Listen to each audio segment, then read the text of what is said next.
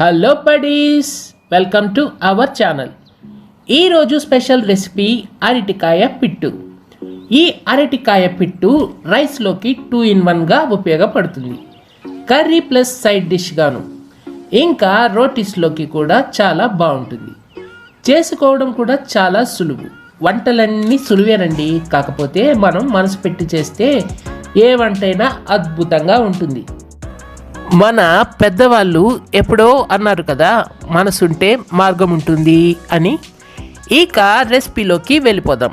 అంతకన్నా ముందు మరిన్ని ఇంట్రెస్టింగ్ రెసిపీస్ కోసం అమ్మ నేను ఓటీవీ యూట్యూబ్ ఛానల్ని సబ్స్క్రైబ్ చేసి బెల్ ఐకాన్ క్లిక్ చేసి ఆల్ పైన ట్యాప్ ఇవ్వండి. బాణలి తీసుకొని సగానికి నీళ్లు పోసుకొని ఒక పెద్ద సైజ్ అరటికాయ తీసుకొని తోక తల కోసేసి పెద్ద ముక్కలుగా కోసి నీళ్ళల్లో వేసి 1/2 స్పూన్ పసుపు వేసి మూత పెట్టి 15 నిమిషాల పాటు ఉడికించాలి.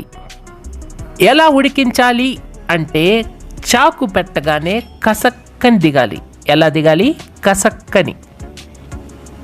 ఉడికిన అరటికాయ ముక్కలకి తోలు తీసేసి ముక్కలుగా కట్ చేసి పక్కన ఉంచాలి. స్టవ్ వెలిగించి బాణలి పెట్టుకొని 3 స్పూన్లు ఆయిల్ యాడ్ చేసుకొని 1/2 స్పూన్ ఆవాలు, 1/2 స్పూన్ మినపప్పు, 1/2 స్పూన్ జీలకర్ర, 1/2 స్పూన్ పచ్చిశనగపప్పు వేసుకొని నిమిషం పాటు వేపుకొని ఒక బిగ్ సైజ్ ఆనియన్ తరుగు వేసుకొని 2 నిమిషాల పాటు వేపుకొని తగినంత ఉప్పు, 1/2 స్పూన్ పసుపు వేసుకొని నిమిషం పాటు వేపుకొని 4 పచ్చిమిర్చి తరుగు, 4 దంచుకున్న వెల్లుల్లి రెబ్బలు, 1/2 స్పూన్ జీలకర్ర పొడి వేసుకొని బాగా కలుపుకొని పించ్ ఆఫ్ ఇంగువ వేసుకొని 1 స్పూన్ కారం వేసుకొని నిమిషం పాటు వేపుకొని కరివేపాకు నలిపి వేసుకొని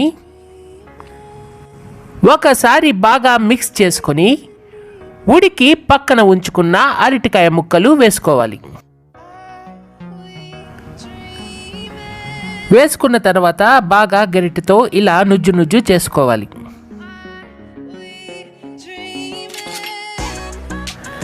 కాస్త నీళ్లు చల్లుకొని మరో 2 నిమిషాల పాటు వేపుకొని స్టవ్ ఆఫ్ చేసి బౌల్లోకి తీసుకోవాలి.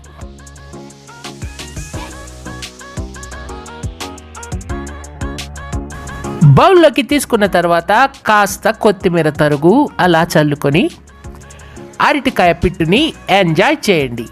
చూస్తుంటేనే నోరు ఊరిపోతుంది కదూ, తింటే ఇంకా అద్భుతంగా ఉంటుంది. నచ్చిందా? ఒకసారి ట్రై చేయండి. ఎలా వచ్చిందో మాకు కామెంట్ చేయండి.